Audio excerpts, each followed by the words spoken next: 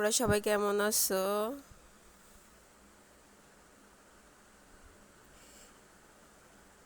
আজ আমি রাজহাঁসের মাংস রান্না করব। দেখো, রাজহাঁসের মাংসের কলিজাটা 3 পিস করেছি। কত বড় কলিজাটা! আমরা 3জন তো, আমার বর, আমার একটা মেয়ে আর আমি, তাই এইটুক মাংসই নিলাম। দেখো মাথাটা রাজহাঁসের। আমি কারেন্টের চুলায় রান্না করি। আমি পাতিলটা বসিয়ে দিলাম,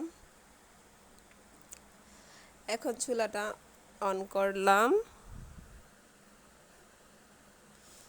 যেমন পাশে একটা জ্যাকেটে রাইস কুকারের, এটা হচ্ছে পাতিল বসিয়েছি এই চুলার জ্যাক। পাতিলটা গরম হয়ে আসলো, এই যে আমি চুলাটা অন করছি। দেখো 1600-তে অন করছি। 1600-তে দিয়ে আমি রান্না করব। এই যে আমি এখন তেল দিয়ে দিলাম, তেলটা গরম হয়েছে। আমি এখন পেঁয়াজ দিয়ে দিব। পেঁয়াজটা আমি একটু নাড়াচাড়া করব। আমি 2টা তেজপাতা, 2টা এলাচ দিলাম। আমি সব মশলা গুঁড়ো করে রেখেছি, এজন্য আমি কোনো মশলা গোটা দেই নেই।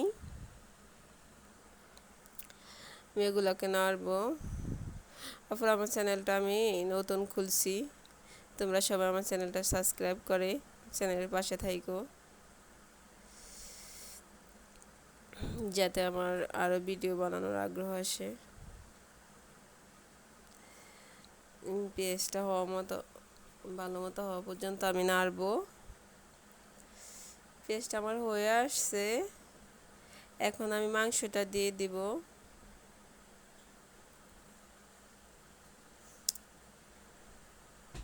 এই যে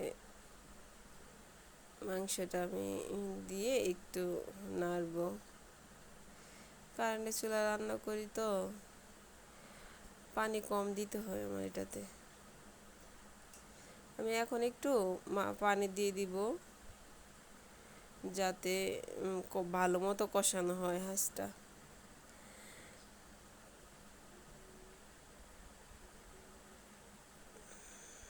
এই যে আমি আদা রসুন দিলাম,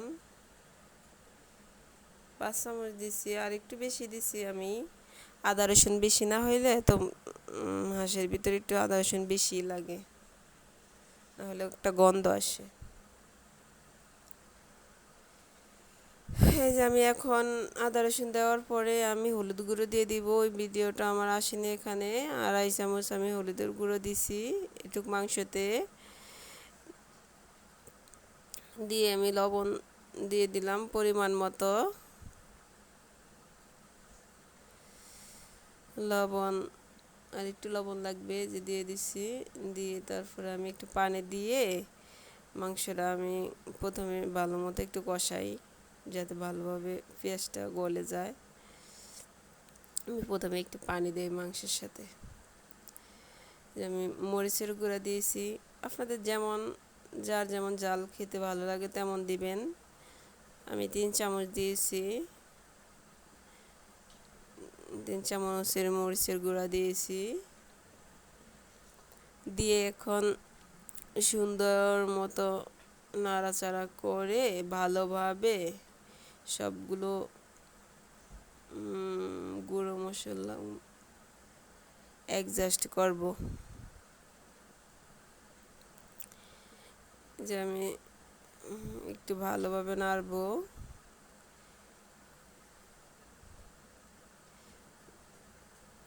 যে নাড়াচাড়া করে আমি এখন ঢাকনাটা দিয়ে দিব। কারেন্টের চুলায় বাড়ানো আছে, যখন আমি বলক ভালো মতো আসে তখন আমি চুলাটা একটু কমাই, যাতে মাংসটা সিদ্ধ হয়। আমি চুলাটা এখন 800-তে দিয়ে দিব। 1600 থেকে 800-তে নিয়ে আসছি। 20 মিনিট পরে আমি আসলাম, এসে দেখো আমার মাংসটা ওই যে একটু পানি দিচ্ছি না, ওই সাথে সুন্দর মতো কষানো হয়েছে। যে এখন আমি নাড়াচাড়া করে, পানি শুকিয়ে গেছে আমার, এখন পানি নাই, এখন তেলটা আছে শুধু। এই যে আমি কুসুম গরম পানি দিলাম, আর 1 কাপ দিব, আর 1 মগ দিলাম। এই যে আমার এইটুক পানিতে আমি চুলা কমিয়ে, বলক আসলে চুলা আরও কমাবো, দিয়ে আমি ডেকে দিব। এখন 400-তে চুলা রাখছি, এখন আমি 400-তে দিয়ে রাখবো চুলা। ওটা ভিডিওতে আসে নেই, আমি এখন ডেকে রাখবো 10 মিনিটের মতো ডেকে রাখবো। তারপর আমি মশলার গুঁড়া দিব। নাড়াচাড়া করে এখন আমি রাখবো।